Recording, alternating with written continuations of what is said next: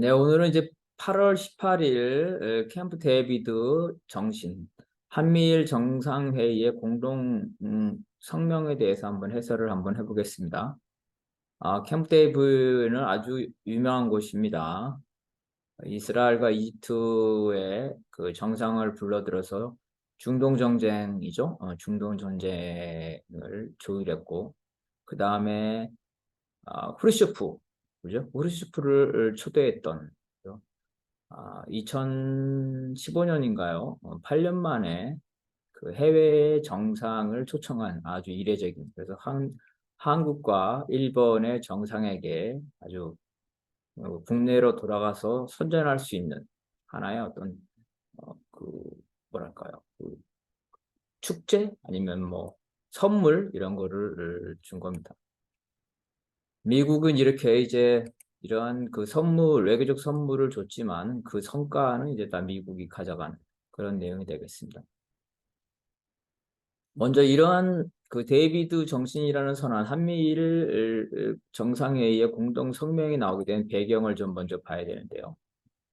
간단히 말하면 이러한 공동 선언은 이제 미국의 새로운 지배 전략에 한일을 종속시키는 이러한 노예 선언이라고 볼 수가 있겠습니다. 지금까지 중국의 지위는 세계 분업 체제에서, 그죠? 경공업은 중국, 그죠? 그다음에 첨단 산업은 미국. 이와 같이 미국의 협력자였죠. 그렇지만 중국이 경제적으로 군사적으로 성장하면서 지금은 한편으로는 협력자죠. 중국과 미국의 무역량이 오히려 늘었답니다. 그렇지만 첨단 산업 분야에서는 경쟁자죠. 그리고 중국이 현재 함정을 공장에서 상품을 찍듯이 찍어댑니다. 그래서 군함에 있어서 미국을 추월했고요. 항공모함도 2030년, 10년 이내에 최대 5척을 목표로 한다고 합니다. 잠재적인 적국이죠. 러시아 역시 엘친 시대에 미국의 구걸에서 살아남았었죠. 푸틴에도 뭐 크게 다를 바 없습니다. 미국의 협력자였습니다. 자원 수출을 통해서. 그렇지만 현재는 이제 협력자이자 경쟁자이자 또 우크라이나 전쟁에서 보듯이 적국의 지위를 겸하고 있습니다. 이러한 조건에서 미국의 세계 전략은 핵전쟁을 가지고 있는 중국, 러시아와 싸워서는 미국이 엄청난 타격을 보기 때문에 군사적으로는 중국과 러시아와 직접적인 충돌을 피합니다. 그렇지만 경제적으로는 중국과 러시아로부터 어떤 경제적인 이익이죠. 경공업이라든지 자원이라든지 이러한 것들은 그러한 이익을 취하면서도 경제적으로 중국과 러시아의 추격을 따돌린 경제 성장을 막는 겁니다. 정치적으로는 이제 중국과 러시아를 고립시키는 거고요. 또 한편으로는 미국식 체제를 러시아와 중국에 그죠? 러시아와 중국에 강요 내지 유도하는 것이죠. 미국의 가치, 인권, 자유, 헐리우드 영화 이런 것들을 중국과 러시아에게 침투시켜서 중국과 러시아의 체제를 미국식 체제로 바꾼 이러한 양면책을 쓰고 있습니다. 미국이 중국과 러시아를 고립시키려면요, 중국과 러시아가 인접 국가와 사이가 안 좋아야 되겠죠. 싸워야 된다. 군사적, 정치적, 경제적 대립을 해. 인도와 싸울 때 미국이 인도를 지원했죠. 베트남과 중국이 싸웠기 때문에 미국이 베트남을 지원했습니다. 이런 식으로 한다는 거죠. 러시아도 마찬가지죠. 러시아도 우크라이나와 전쟁을 하도록 하는 거죠.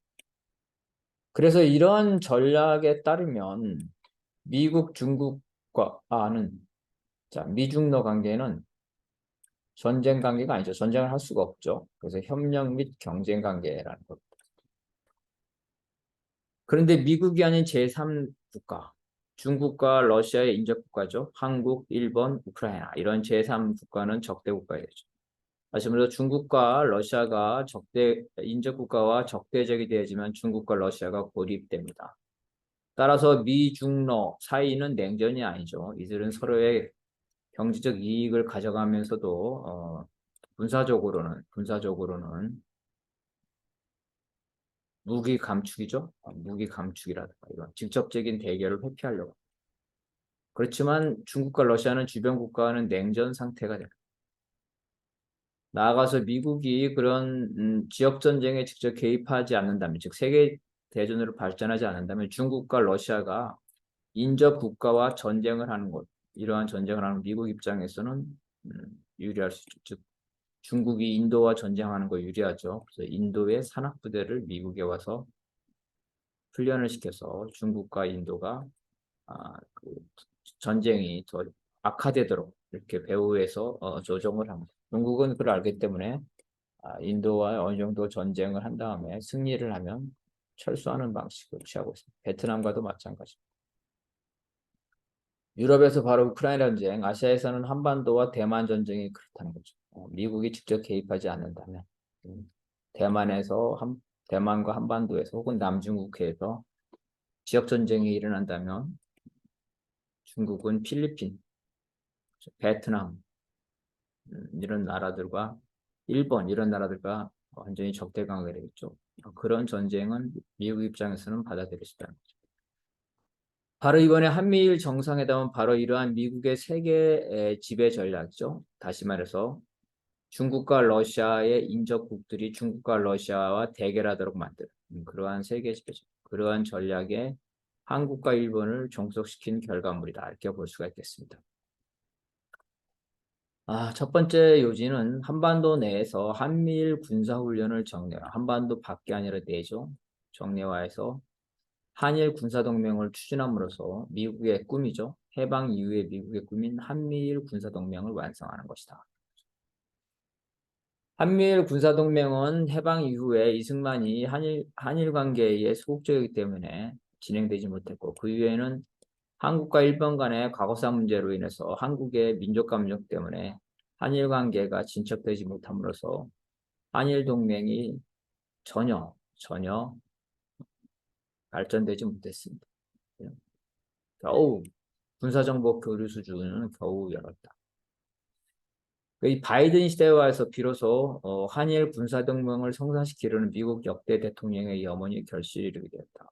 한반도 내에서 한미일 군사훈련을 정례한 이것은 재선을 앞둔 바이든에게 최대의 외교 성과죠. 자기가 자랑을 하겠죠. 다른 대통령이 못한 걸 자기가 했다.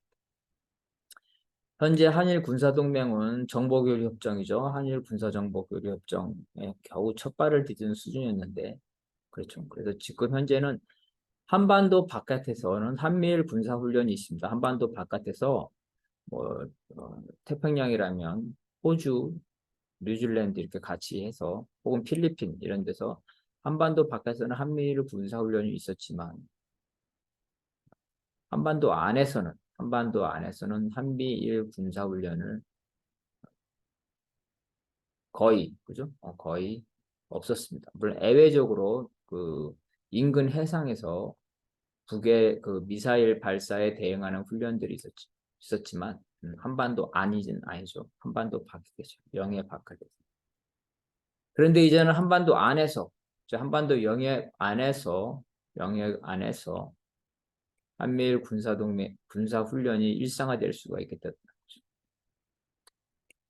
이게 바로 중요한 거죠. 한반도 안에서 한미일 군사훈련이 일상화된다. 처음에는 바다에서 북의 미사일에 대응하는 해상훈련으로 시작하겠지만 점차 육상 방어훈련, 나중에는 북에 상륙하는 상륙작전이죠. 한미일 자위대, 육군 자위대, 육군까지 참여하는 그러한 육상훈련으로 발전할 수 있다. 왜냐하면 북에 상륙하는 육사훈련은 중국이 대만을 점령할 때 대만에 상륙하는 훈련과도 같은 의미를 가지고 성명서에 따르면 바이든은 한일 관계를 변화시킨 윤석열 대통령과 기시다 총리의 용기 있는 리더십을 평가했다는 거죠. 이 말은 뭐냐면 바이든이 윤석열과 기시다를 결혼시켰다는 거죠. 자기의 성과다. 자기가 설득해서 결혼하도록 했다.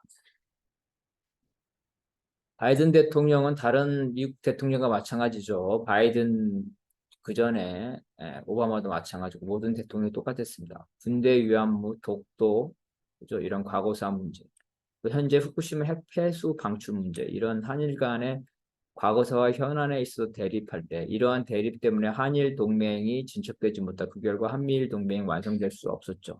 이 문제를 해결해야 된다. 이런 경우에는 미국은 일방적으로 한국의 한국이 양보하고 일본 편을 드는 방식으로 문제를 해결을 강해왔던 거죠. 그렇기 때문에 박정희 대통령이 차라리 독도를 폭파시켜버리겠다 이런 말을 한 거고, 박근혜가 마지못해 그죠? 마지못해 군대 위안부 졸속적으로 어, 일본의 입장을 받아들인 이런 거죠.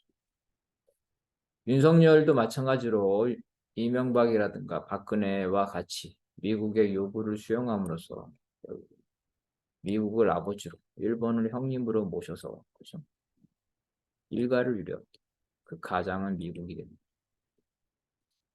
이런 의미가 있다는 거고요. 두 번째는 한국과 일본이 전 분야에서 정치, 경제 모든 분야에서 미국의 가치와 기준, 체계를 수용해서 결국은 미국식 국가 사회 체제가 되는 거죠. 그러니까 거의 식민지적 위치로 전락했다. 정치, 경제, 군사적 주권을 사실상 미국에 넘겨줬다. 한국과 일본은 최고 수준에서 대통령 수준에서 최고위급 회담을 정례화하는 거죠. 또한 모든 분야에서 미국과 동맹을 추진한다. 미국 체제를 전반적으로 받아들여서 그러한 종속되는 식민지적 지위로 전락했다. 성명서에 따르면 한미일은 최소한 1년에 한 번 이상 정상회담을 갖고 그 외 수시로 전 분야에서 외교부 국방장관, 그다음에 정보 책임자, 국가안보 보좌관, 재무, 산업 모든 장관들이죠. 이런 대부분의 모든 장관들의 장관급 회담을 정례하기로 했다는 거죠. 이 정례화해서 뭐하냐? 전 분야에 있어서 한국이 미국의 가치 기준을 봐야 됩니다. 민주주의 동맹, 미국의 인권 기준이죠. 외환, 금융, 수출입 은행을 명시했습니다. 성명서에서. 그다음에 사이버 정보, 기후 환경, 전염병, 코로나 사태로 보듯이 전염병 관리가 매우 중요해졌죠. 그다음에 청년 및 차세대 뭐냐면 친미 한국과 일본에서 친미 청년들을 친미 차세대를 개발하겠다는 거죠. 자원, 과학, 기술, 표준 시스템. 과학과 기술에 있어서 그 표준 시스템, 표준 체계죠. 표준 체계를 같이 한다. 맞죠? 이렇게 함으로써 해서 군사 작전을 할 때 무기 체제를 같이 한 거랑 똑같다는 겁니다. 우주 개발과 관리 등 전 분야에 걸쳐서 미국식 가치와 기준 체계를 수행해서 미국의 주도권을 받아들이는 거죠. 그래서 과거의 영토 식민지는 아니지만 주권, 결정권 차원에 있어서는 전 분야에 걸쳐서 미국의 결정을 받아들입니다. 세 번째는 한국과 일본은 중국과 러시아와 군사적으로 그죠? 대만 문제, 남중국해뿐만 아니라 정치적으로 민주주의 동맹이죠. 인권 민주주의 동맹, 경제적으로 자원이죠. 러시아의 에너지, 중국의 값싼 상품, 반도체, 이 모든 분야죠. 정보, 사이버 전쟁, 그죠? 사이버 전쟁, 해커, 중국, 북한, 러시아의 해커가 한국과 미국, 일본을 공격한다. 이러한 전 분야에 있어 적대 관계로 전환됐다는 겁니다. 그래서 한일은 이러한 한반도, 그렇죠? 대만, 동북아, 남중국해뿐만 아니라 성명서에 따르면 아세안과 인도태평양까지도 명시하고 있습니다. 더 나아가서 우크라이나 전쟁과 같은 유럽에 이르기까지 미국의 세계 지배 전략에 복무할 것을 맹세. 그래서 중국, 러시아와 군사 정치, 사이버 전쟁, 무역, 에너지, 자원 공급망, 첨단 기술, 반도체 다 명시되어 있습니다. 전 분야에서 어, 미국 체계로 들어가면서 반대로 중국과 러시아에서와는 적대적 관계로 진입합니다. 미국의 의도는 한미일 동맹이 오커스죠. 오커스. 이 오커스는 뭐 앵글로색슨, 미국의 앵글로색슨입니다. 미국, 영국, 호주죠. 앵글로색슨. 커드는 뭐 인도까지 포함된 거죠. 미국, 일본, 인도, 호주. 그죠? 이러한 것들이 연합하면서 인도 태평양 차원에서 아시아식 나토를 만들겠다는 거죠. 이런 것들이 합쳐지면 한미일 동맹 오커스 쿼드가 합쳐지면 아시아식 나토가 탄생됩니다. 이 아시아식 나토가 유럽의 나토와 연합해서 미국 중심의 세계 사령부를 완성하는 거죠. 이거 바로 이제 미국의 전략, 그 전략의 일환으로 이러한 데이비드 성명이 나왔다는 겁니다. 이러한 성명은 아세안이나 메콩강 등을 언급하고 있는데 이런 것을 언급하듯이 미국이 한국과 일본을 내세워서 아시아, 그죠? 아시아의 경제, 군사, 정치 공동체에서 한국과 일본을 중간에 내세워서 한국과 일본을 매개로 해서 아시아에서 중국의 영향력을 몰아내고 자신의 지배권을 확장 강화하려는 의도가 단순히 한반도 차원이 아니라 동북아, 아세안, 인도태평양, 유럽까지죠. 성명은 한미일이 남중국해와 대만에서 중국을 명시했으며 중국과 맞설 것을 최초로 선언했다는 거. 이거 되게 중요한 겁니다. 미국이 한미일 군사동맹을 할 때 맨날 한국에게 말한 거는 북한의 위협에 맞서야 된다. 이렇게 말했는데 이번에야말로 웬일인지 중국에 맞서는 거다. 러시아에 맞서는 거다. 이거를 명시했다는 겁니다. 주한미군을 비롯해서 한국에서의 미국의 전략이 사실은 북을 핑계로 삼아서 중국과 러시아를 봉쇄해야 한다는 것. 이걸 노골적으로 했다. 이것은 매우 중요해요. 중국을 명시한 것은 노골적으로 했다. 그만큼 미국이 자신감이 있다는 거죠.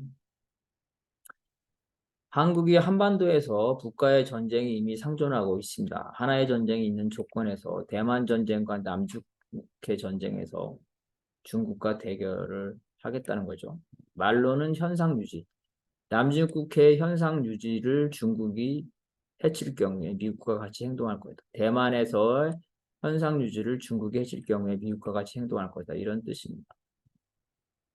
그래서 중국은 미국이 현상 유지, 다시 말해서 하나의 중국이죠. 대만 독립. 미국은 중국이 대만의 자주권을 침해할 거라고 말하고 중국은 미국이 이 대만을 독립시켜서 하나의 중국 원칙에 위배할 거라고 말하고 있는데 미국의 입장에 따라서 한국과 일본이 중국과 적대적 관계. 우크라이나전에는 이미 포탄을 수십만, 30만 발인가를 유럽에 있는 미군에게 지원함으로써 우회적으로 그래서 우크라이나의 살상 무기를 이미 지원했습니다. 그러면서 러시아와도 대결하게 됩니다. 윤석열은 이처럼 자신의 조국 한반도에 이미 전쟁 위험이 하나의 전쟁이 있는데 중국과 러시아와도 대립적으로 군사적으로 대결하는 것을 선택함으로써 한반도 전쟁이 세계 전쟁으로 확대될 수 있는 이러한 전쟁을 끌어들이는 이번에 한미일 정상회담을 최대의 외교 성과로 자랑하고 있습니다.